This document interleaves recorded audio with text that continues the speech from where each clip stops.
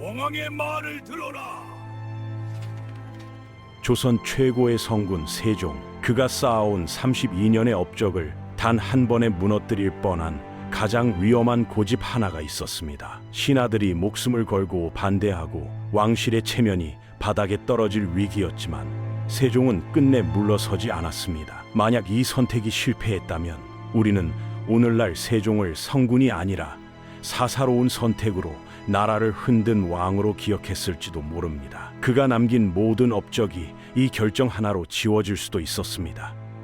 대체 무엇이 그토록 위대했던 왕을 이토록 위험한 결정으로 몰아넣었을까요? 이것은 흔한 사랑 이야기가 아닙니다. 한 통치자가 국가의 질서와 개인의 선택 사이에서 내린 가장 치열한 정치적 결단에 관한 기록입니다. 오늘 우리는 세종이 왜 자신의 모든 것을 걸고 단 한 사람을 선택했는지, 그 선택의 본질을 들여다보려 합니다. 지금 그 위험한 진실 속으로 함께 들어가 보시죠. 이 채널에서는 단순한 역사 이야기가 아니라 지금 우리 삶과 연결되는 선택의 순간을 전해드립니다. 이런 이야기가 필요하신 분이라면 구독으로 함께 해주셔도 좋겠습니다.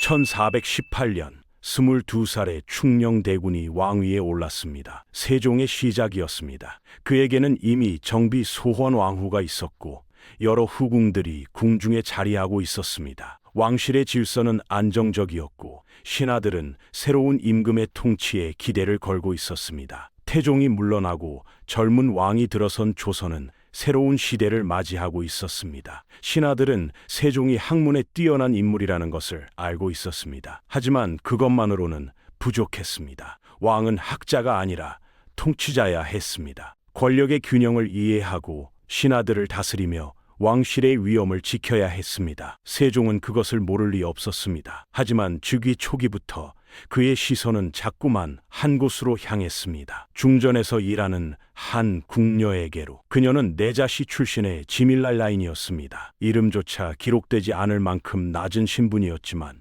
세종은 그녀를 알고 있었습니다. 왕자 시절부터 우연히 마주쳤던 그 여인을. 문제는 그녀의 출신이었습니다. 관청 소속 노비, 조선에서 가장 낮은 계층. 신하들의 눈에 그녀는 왕의 여인이 될 수 없는 존재였습니다. 아니, 될 수 없다는 것을 넘어서 되어서는 안 되는 존재였습니다. 조선은 신분제 사회였습니다. 양반과 중인, 상민과 천민, 이 구분은 단순한 사회적 약속이 아니라 나라의 근간이었습니다. 왕실은 그 정점에 있었고 왕실의 혼인은 정치적 행위였습니다. 왕비는 명문가의 딸이어야 했고 후궁조차 어느 정도의 신분을 갖춰야 했습니다. 그것이 불문율이었습니다. 하지만 세종의 마음은 그런 규칙을 따르지 않았습니다. 아니, 따르지 않았다기보다는 그가 보는 것이 달랐다고 해야 할 것입니다. 신분이 아니라 사람을 봤습니다. 출신이 아니라 성품을 봤습니다. 세종은 알고 있었습니다. 이 선택이 얼마나 위험한지를. 신분제를 근간으로 하는 조선에서 천민 출신을 후궁으로 삼는다는 것은 단순히 개인적인 문제가 아니었습니다. 그것은 왕조의 질서에 대한 도전이었고 양반 사대부들이 지켜온 위계를 무너뜨리는 일이었습니다.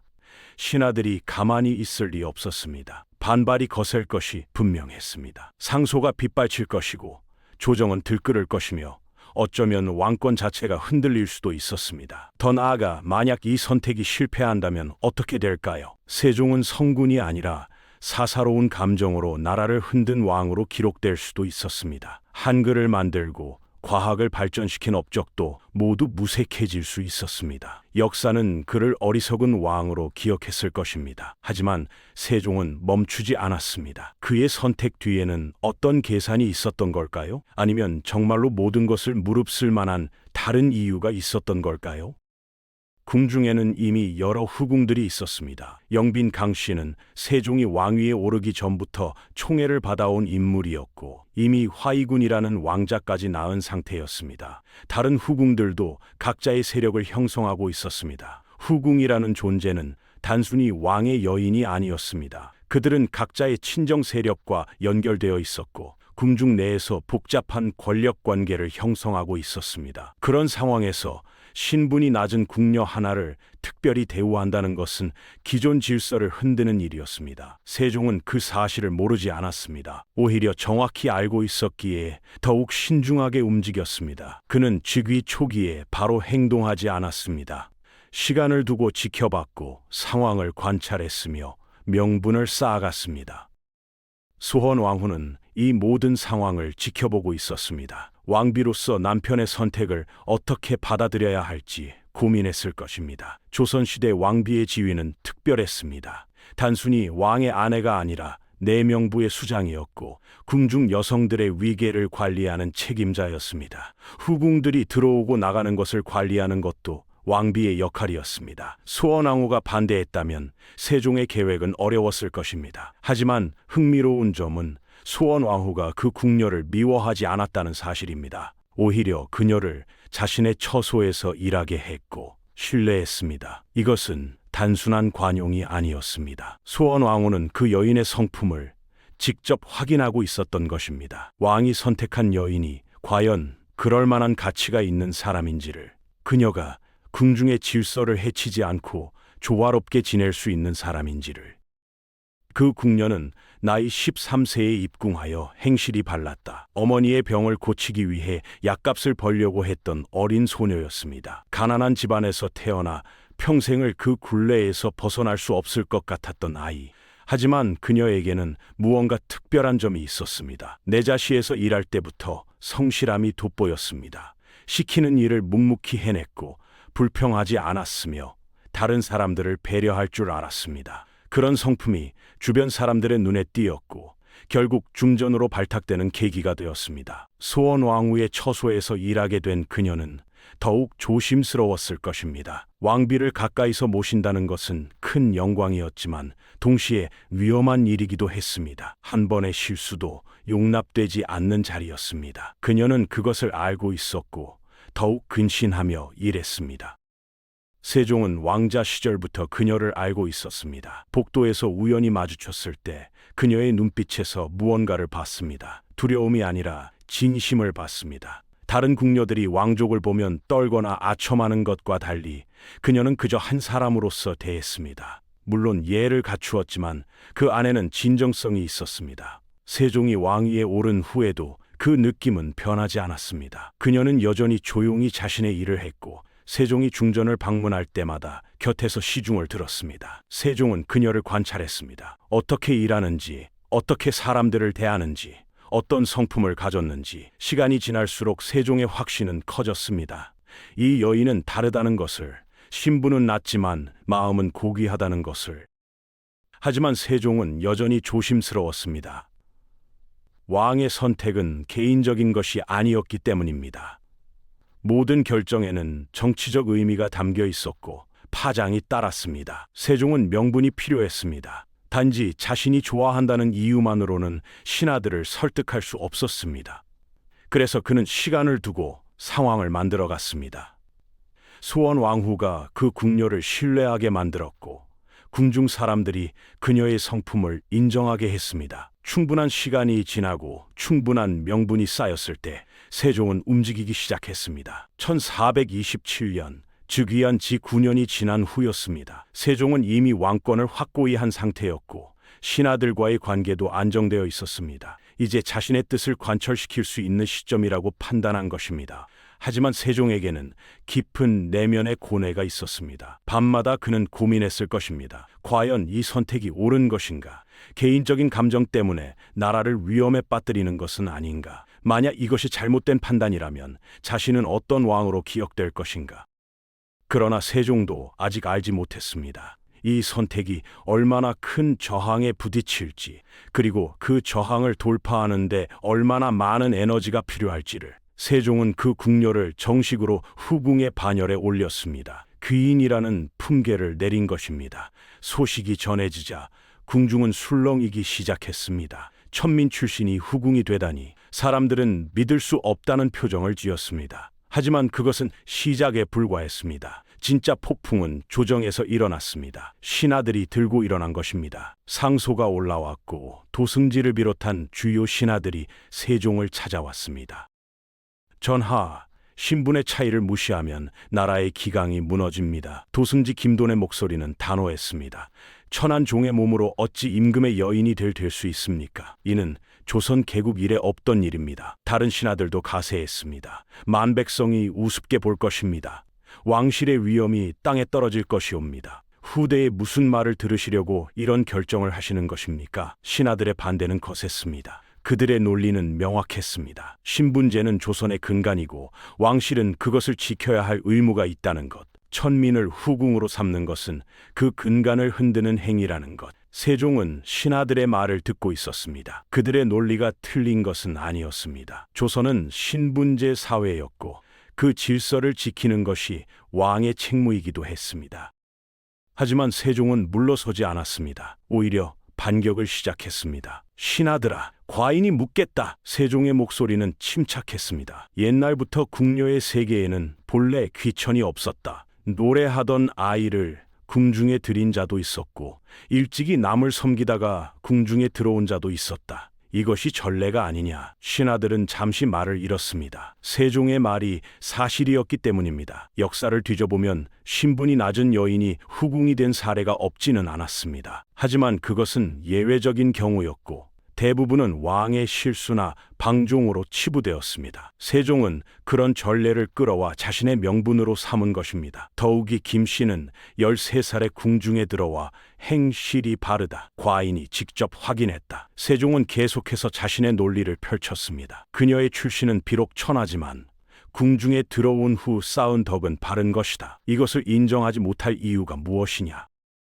신하들은 답변을 준비하지 못했습니다. 세종이 이미 모든 논리를 준비해 왔다는 것을 깨달았기 때문입니다. 이것은 즉흥적인 결정이 아니었습니다. 오랜 시간 고민하고 계획한 것이었습니다. 그리고 한 가지 더 묻겠다. 세종의 눈빛이 날카로워졌습니다. 과인의 후궁을 누가 정하느냐? 신하들이냐? 아니면 과인이냐? 이것은 핵심적인 질문이었습니다. 왕권의 범위에 대한 질문이었습니다. 도승지 김돈이 조심스럽게 대답했습니다. 당연히 전하께서 정하시는 일입니다. 그렇다면 왜 신하들이 과인의 사사로운 일에 간섭하려 하느냐? 세종의 반격은 강력했습니다. 신하들은 더 이상 말을 잇지 못했습니다. 세종은 이것을 왕권의 문제로 만들어버린 것입니다. 후궁 선택은 왕의 권한이고 신하들이 그것에 간섭하는 것은 월권이라는 논리였습니다.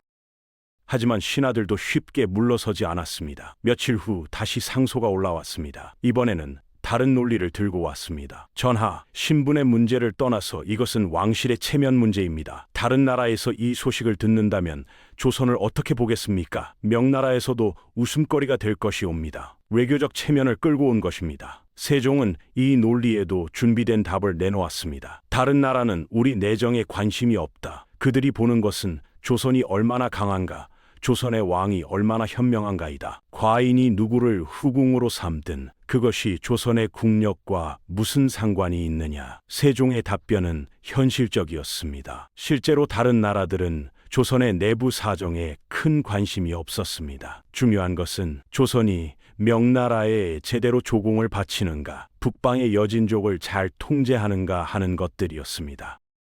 신하들은 점차 힘을 잃어갔습니다. 세종이 이미 모든 반론을 예상하고 준비했다는 것이 명백해졌습니다. 그들은 깨달았습니다.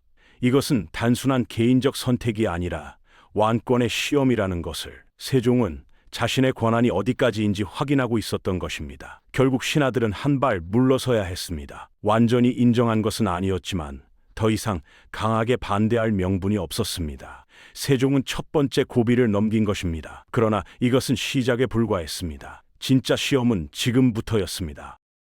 이제 그 여인의 이름을 밝힐 때가 되었습니다. 김씨. 본관은 알려지지 않았습니다. 기록에는 그저 김씨로만 남아 있습니다. 훗날 신빈이라는 호칭을 받게 되는 이 여인. 그녀는 이제 귀인이 되었습니다. 하지만 그녀에게 이것은 축복이었을까요? 아니면 저주였을까요? 품계가 올라간 것은 사실이지만 그만큼 그녀가 짊어져야 할 무게도 커진 것입니다. 궁중의 모든 눈이 그녀에게 쏠렸습니다. 영빈 강씨를 비롯한 기존 후궁들은 복잡한 심정이었을 것입니다. 자신들보다 훨씬 낮은 신분에서 시작한 여인이 이제 같은 반열에 올라온 것입니다. 아니, 어쩌면 세종의 총애를 생각하면 자신들보다 더 높은 위치에 있는 것인지도 몰랐습니다. 질투는 당연했습니다. 하지만 그것을 드러낼 수는 없었습니다. 왕이 이미 결정한 일이었고 왕비까지 김 씨를 지지하고 있었기 때문입니다. 후궁들은 표면적으로는 김 씨를 받아들이는 척했지만 뒤에서는 다른 움직임을 보였습니다. 김 씨의 행동을 감시했고 작은 실수라도 찾으려 했으며 기회가 있으면 흔들어 놓으려 했습니다. 김 씨는 이 모든 것을 알고 있었습니다. 그녀는 바보가 아니었습니다. 궁중이라는 곳이 얼마나 위험한지, 한 번의 실수가 어떤 결과를 가져오는지 잘 알고 있었습니다. 그래서 그녀는 더욱 조심했습니다. 품계가 올라갔지만 태도는 변하지 않았습니다. 여전히 소원왕후를 정성껏 모셨고 다른 후궁들에게도 예의를 갖췄습니다. 자신의 지위를 과시하지 않았고 권력을 휘두르지 않았습니다. 이것은 단순한 겸손이 아니었습니다. 생존 전략이었습니다. 김 씨는 알고 있었습니다. 자신이 한 번이라도 교만을 보이면 그것이 빌미가 되어 모든 것이 무너질 수 있다는 것을. 세종의 총애가 영원하리라는 보장도 없었고 언제든지 상황이 바뀔 수 있었습니다. 그래서 그녀는 매 순간 긴장의 끈을 놓지 않았습니다. 밤에 혼자 있을 때면 김 씨는 생각했을 것입니다. 과연 이 자리가 나에게 맞는 것인가? 천민 출신인 내가 과연 이 무게를 감당할 수 있을까? 언제까지 이 긴장을 유지해야 하는가? 하지만 그녀에게는 선택권이 없었습니다. 왕의 뜻을 거스를 수 없었고 일단 이 자리에 오른 이상 최선을 다하는 것이 그녀가 할 수 있는 전부였습니다. 세종은 김 씨의 이런 태도를 지켜보며 자신의 선택이 옳았다고 확신했습니다. 그녀는 높은 자리에 올랐지만 변하지 않았습니다. 오히려 더욱 조심스러워졌고 더욱 겸손해졌습니다. 이것이 세종이 그녀를 선택한 진짜 이유였습니다.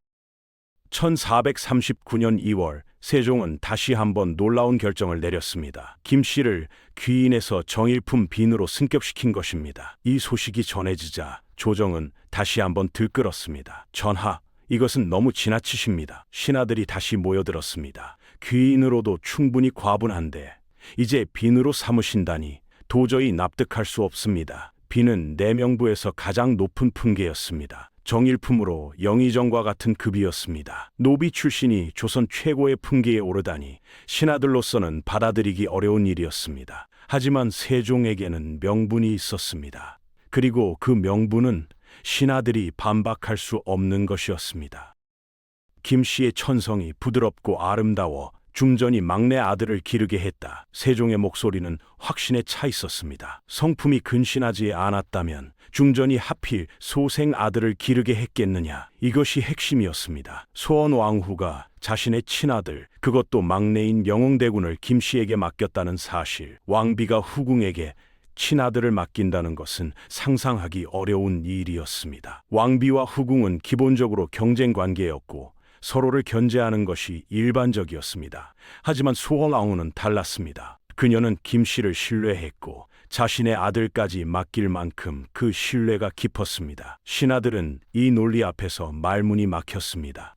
왕비가 인정한 여인을 신하들이 반대한다는 것은 왕비의 판단까지 의심하는 것이 되기 때문이었습니다. 도승지 김돈이 다른 신하들과 잠시 논의한 후 대답했습니다. 옛날 부인에는 출신의 귀천을 따지지 않았다고 하오니 김 씨를 귀인으로 삼아도 아무런 문제될 것이 없을 것 같습니다. 신하들은 결국 한 발 더 물러섰습니다. 완전히 인정한 것은 아니었지만 더 이상 반대할 명분을 찾을 수 없었습니다. 세종은 두 번째 고비도 넘긴 것입니다. 신빈 김 씨. 이제 그녀는 궁중에서 소원왕후 다음으로 높은 지위에 올랐습니다. 노비에서 궁녀를 거쳐 정일품 빈까지 조선 연례 없는 신분 상승이었습니다. 하지만 이 지위가 그녀에게 의미하는 것은 무엇이었을까요? 권력이었을까요? 자유였을까요? 아니면 더 무거운 족쇄였을까요?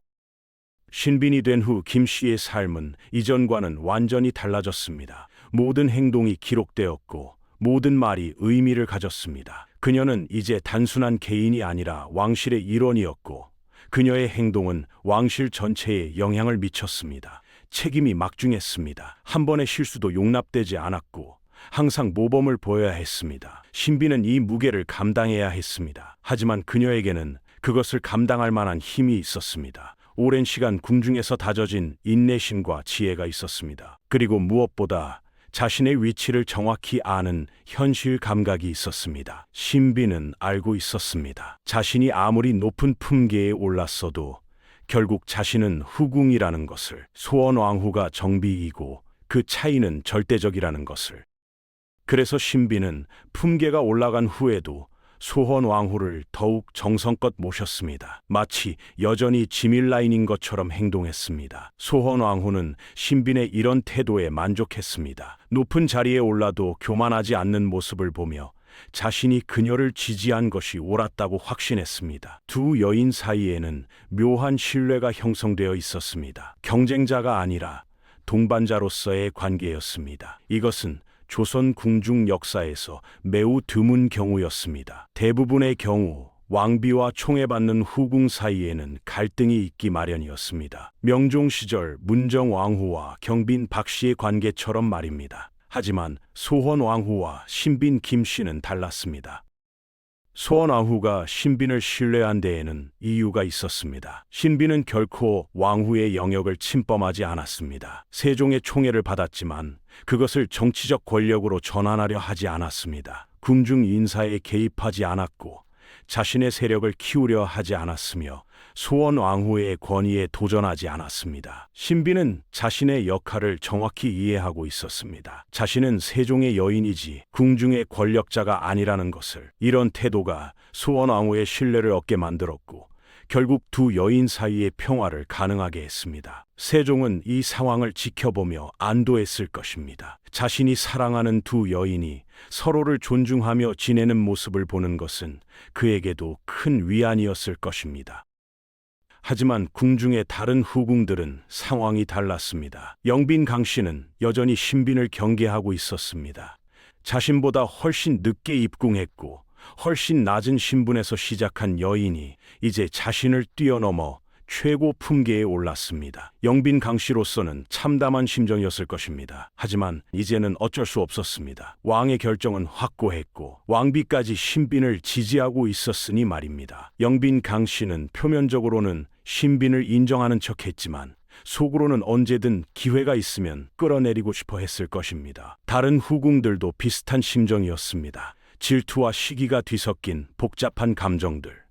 하지만 그들은 함부로 움직일 수 없었습니다. 신빈이 워낙 조심스럽게 행동했고 실수를 하지 않았기 때문입니다.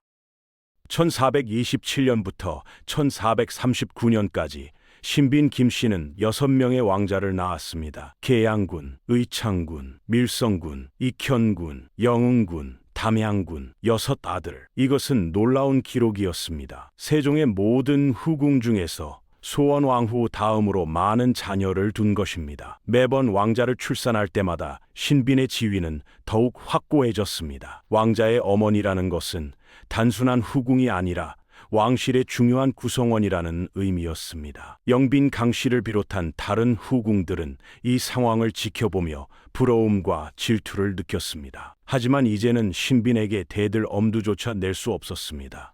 그녀의 위치는 너무나 확고해져 있었고 세종의 총에도 변함이 없었습니다.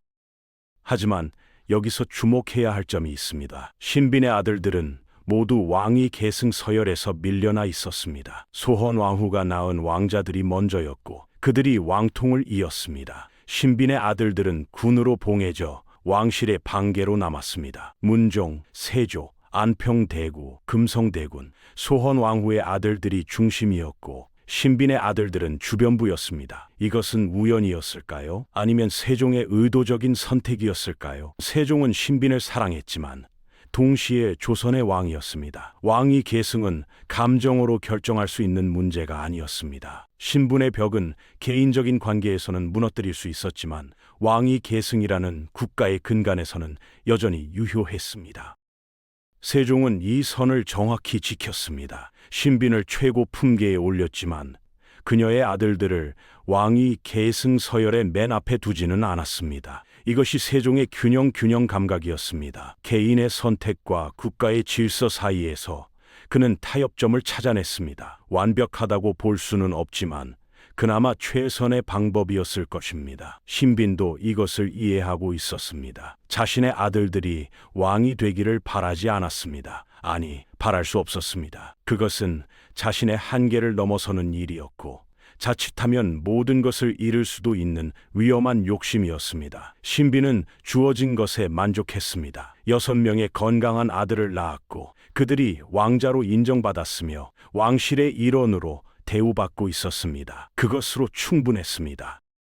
신빈이 아들들을 키우며 가장 강조한 것은 겸손이었습니다. 너희는 왕자이지만 항상 겸손해야 한다. 교만은 멸망의 시작이다. 신비는 자신의 경험을 바탕으로 아들들을 가르쳤습니다. 어머니는 천한 출신에서 시작했다. 하지만 이 자리에 올 수 있었던 것은 겸손함을 잃지 않았기 때문이다. 아들들은 어머니의 가르침을 새겼습니다. 그들은 왕자였지만 다른 왕자들처럼 교만하지 않았습니다. 오히려 조심스럽게 행동했고 다른 사람들을 배려할 줄 알았습니다. 이것은 신빈의 교육이 얼마나 성공적이었는지를 보여주는 증거였습니다. 세종도 신빈이 아들들을 키우는 방식을 높이 평가했습니다. 그래서 소헌왕후의 아들인 수양대군까지 신빈에게 맡긴 것입니다. 소헌왕후가 수양대군을 신빈에게 맡겼다는 것은 매우 의미심장한 결정이었습니다. 수양대군은 소헌왕후의 차남으로 왕위 계승 서열에서 중요한 위치에 있던 인물이었습니다. 그런 아들을 후궁에게 맡긴다는 것은 보통 신뢰로는 할 수 없는 일이었습니다. 하지만 소헌왕후는 신빈을 그만큼 믿었습니다. 신빈이 수양대군을 친자식처럼 돌볼 것이라고, 그리고 어떤 나쁜 마음도 품지 않을 것이라고 확신했던 것입니다. 신빈은 그 신뢰를 저버리지 않았습니다. 수양대군을 자신의 아들들과 똑같이 대했고 정성껏 돌봤습니다. 수양대군도 신빈을 친어머니처럼 따랐습니다. 이런 관계가 훗날 신빈의 자손들을 구하는 결과를 낳게 됩니다. 하지만 그것은 훗날의 일이었습니다. 1450년 세종대왕이 승하했습니다. 제위 32년, 조선 역사상 가장 찬란한 시기를 이끌었던 왕의 죽음이었습니다. 한글 창제, 과학기술의 발전, 영토 확장, 세종은 모든 면에서 성군의 표본이 되었습니다. 하지만 그의 사생활, 특히 신빈 김씨와의 관계는 어떻게 평가받았을까요? 역사는 이건 순히 사랑 이야기로 기록하지 않았습니다. 왕의 선택과 그 정치적 의미로 기록했습니다. 세종이 죽은 후 신빈 김씨의 삶은 완전히 바뀌었습니다. 관례에 따라 그녀는 머리를 깎고 비구니가 되었습니다. 선왕의 후궁들이 따라야 하는 의례였습니다. 긴 머리카락이 바닥에 떨어지는 것을 보며 신빈은 지난 세월을 되돌아봤을 것입니다. 세종과 함께했던 시간들, 천민에서 정일품 빈까지 올라왔던 긴 여정, 6명의 아들을 낳으며 보낸 충만한 나날들, 이제 모든 것이 끝났습니다. 권력도, 지위도, 화려함도 모두 사라졌습니다. 남은 것은 오직 기억뿐이었습니다. 하지만 신빈은 슬퍼하지 않았습니다. 오히려 마음이 평온했습니다. 자신이 할 수 있는 모든 것을 다했다는 만족감이 있었습니다. 세종을 섬기며 최선을 다했고 소헌왕후를 모시며 정성을 다했으며 아들들을 키우며 올바른 가치를 가르쳤습니다. 후회는 없었습니다. 비구니가 된 신빈은 매일 아침 저녁으로 불경을 읽으며 세종의 명복을 빌었습니다. 조용한 일상이었습니다. 권력의 소용돌이에서 벗어나니 오히려 마음이 편안했습니다. 1452년 문종이 승하하고 어린 단종이 즉위했습니다. 이때 특별히 신빈 김씨에게는 머리를 길러도 좋다는 허락이 떨어졌습니다. 왕실의 배려였습니다. 신빈의 공로를 인정하는 조치였죠. 하지만 신빈은 거부했습니다. 이미 마음을 정했습니다. 이대로 지내겠습니다. 신빈은 다시 속세로 돌아갈 생각이 없었습니다. 권력에 대한 미련이 전혀 없었기 때문입니다. 이 결정은 많은 사람들을 놀라게 했습니다. 보통 사람들은 권력에서 벗어나면 다시 돌아가고 싶어 하기 마련입니다. 특히 한번 정상에 올랐던 사람들은 그 맛을 잊지 못합니다. 하지만 신빈은 달랐습니다. 그녀는 권력의 본질을 정확히 이해하고 있었습니다. 권력은 영원하지 않다는 것을, 그것을 붙잡으려 하면 오히려 화를 당할 수 있다는 것을. 1455년 수양대군이 계유정난을 일으켰습니다.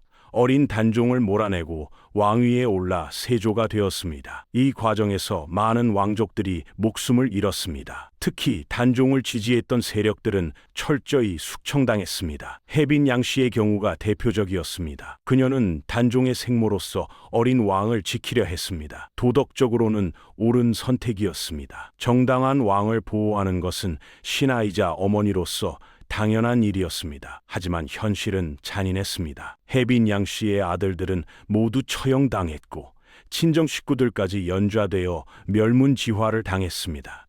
한 집안이 통째로 사라진 것입니다. 옳은 것을 선택했지만 살아남지 못했습니다.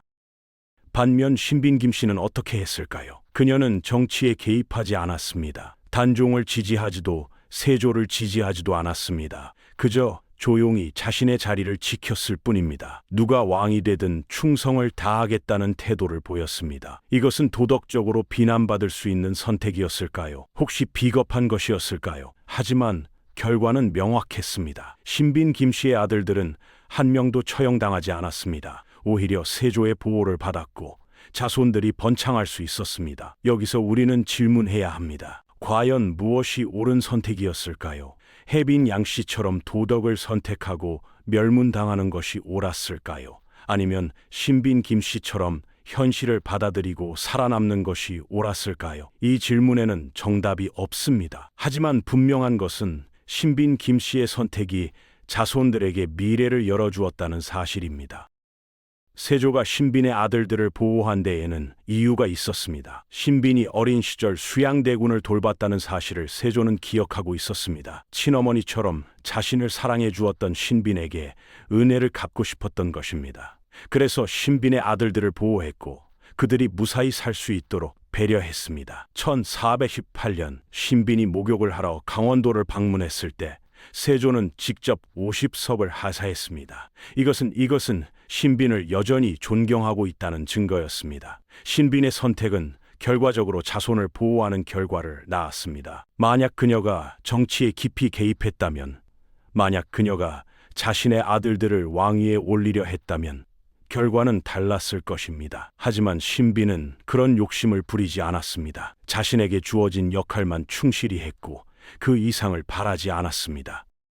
이것이 그녀가 살아남은 이유였고 자손이 번창할 수 있었던 이유였습니다. 해빈 양 씨와 신빈 김 씨를 비교해 보면 그 차이가 더욱 명확해집니다. 두 여인 모두 왕의 후궁이었고 왕자의 어머니였습니다. 하지만 계유정난이라는 역사의 소용돌이 앞에서 그들은 정반대의 선택을 했습니다. 해빈 양 씨는 옳음을 선택했습니다. 도덕을 선택했습니다. 정당한 왕을 지키려 했습니다. 그 결과는 멸문이었습니다. 신빈 김 씨는 살아남음을 선택했습니다. 현실을 선택했습니다. 새로운 권력을 인정했습니다. 그 결과는 생존이었습니다. 과연 어느 쪽이 옳았을까요? 역사는 해빈 양 씨를 충절의 표본으로 기억합니다. 하지만 그녀의 자손은 남지 않았습니다. 신빈 김 씨는 현실주의자로 평가받을 수 있습니다. 하지만 그녀의 자손은 번창했습니다. 우리는 여기서 인생의 냉혹한 진실을 마주하게 됩니다. 옳은 것과 살아남는 것이 항상 일치하지는 않는다는 것. 때로는 선택해야 합니다. 도덕을 택할 것인가, 생존을 택할 것인가, 이상을 택할 것인가, 현실을 택할 것인가. 신빈 김 씨는 생존을 택했고 그 선택이 자손들에게 미래를 열어주었습니다. 이것을 비난할 수 있을까요? 아니면 현명한 선택이었다고 봐야 할까요? 이 질문은 단지 600년 전 조선의 이야기가 아닙니다. 지금 우리 사회에서도 끊임없이 반복되는 딜레마입니다. 신빈은 세조의 치세를 조용히 지켜봤습니다. 세조가 강력한 왕권을 행사하며 나라를 다스리는 모습을, 그 과정에서 많은 사람들이 희생당하는 것도 봤습니다. 하지만 신빈은 어떤 판단도 내리지 않았습니다. 그저 불경을 읽으며 평온한 나날을 보냈습니다. 가끔 아들들이 찾아왔고 손자들의 얼굴을 보기도 했습니다. 그것으로 충분했습니다. 신빈에게는 더 이상 바랄 것이 없었습니다. 세조는 신빈을 매우 존경했습니다. 가끔 신빈의 처소를 찾아와 안부를 물었고 필요한 것이 없는지 확인했습니다. 신빈은 항상 감사하다고만 했습니다. 더 이상 아무것도 요구하지 않았습니다. 이런 신빈의 태도는 궁중 사람들에게 깊은 인상을 주었습니다. 한때 최고의 자리에 있었던 사람이 이렇게 담담하게 모든 것을 내려놓을 수 있다니 사람들은 신빈을 존경했고 그녀를 본받으려 했습니다. 신빈 김씨는 조용히 노년을 보냈습니다. 화려했던 과거는 이제 기억 속에만 남아 있었고 현재는 평온했습니다. 그녀는 만족했습니다. 자신의 인생이 나쁘지 않았다고 생각했습니다. 천민으로 태어나 이만 살았으면 충분하다고. 1464년 음력 9월 4일 신빈 김씨는 59세를 일기로 세상을 떠났습니다. 세조는 쌀과 콩 등 모두 70석을 부의로 내렸습니다. 왕실의 예우를 갖춘 것입니다. 신빈의 장례식에는 많은 사람들이 모였습니다. 그녀의 아들들은 물론이고 궁중 사람들, 신하들까지 모두가 신빈의 죽음을 애도했습니다. 그녀가 보여준 삶이 얼마나 값진 것이었는지 모두가 알고 있었기 때문입니다. 신빈 김씨의 묘는 경기도 화성시 남양동에 마련되었습니다. 묘역에는 세조 11년에 세운 묘갈과 묘비, 장명 등 문인석, 상석이 있으며 묘 주변은 돌담으로 둘러싸여 있습니다. 1994년 경기도 기념물 제53호로 지정되었습니다. 천민 출신 후궁의 묘가 이렇게 잘 보존되고 문화재로 지정된 것은 그녀의 삶이 얼마나 특별했는지를 보여줍니다. 신빈 김씨의 삶을 돌아보면 여러 가지 질문이 떠오릅니다. 그녀는 과연 행복했을까요? 천민에서 정일품 빈까지 올랐고 6명의 왕자를 낳았으며 궁중에서 존경받는 인물이 되었습니다. 겉으로 보기에는 완벽한 성공 스토리입니다. 하지만 그 과정에서 그녀가 짊어져야 했던 무게는 어땠을까요? 끊임없는 감시와 견제, 한 번의 실수도 용납되지 않는 긴장감, 자신으로 인해 흔들리는 궁중의 질서를 지켜보는 마음, 이 모든 것이 그녀의 어깨를 짓눌렀을 것입니다. 신빈 김씨는 자신이 선택한 길이 아니었습니다. 세종이 그녀를 선택했고 그녀는 그 선택을 받아들였을 뿐입니다. 왕의 명을 거부할 수 없었고 일단 그 자리에 오르면 최선을 다하는 것이 그녀가 할 수 있는 전부였습니다. 그렇다면 세종은 어땠을까요? 세종은 신빈을 선택함으로써 무엇을 얻었고 무엇을 잃었을까요? 세종은 자신이 사랑한 여인을 곁에 두었고 그녀와의 사이에서 6명의 아들을 얻었습니다. 하지만 그 대가로 신하들과의 갈등을 감수해야 했고 궁중의 안정을 해쳤으며 신분제라는 조선의 근간을 흔들었다는 비판을 받았습니다. 세종의 선택은 옳았을까요? 이 질문에 대한 답은 관점에 따라 달라집니다. 개인의 자유와 선택을 중시한다면 세종의 결정은 용기 있는 것이었습니다. 하지만 국가의 질서와 안정을 우선시한다면 무책임한 선택이었다고 볼 수도 있습니다.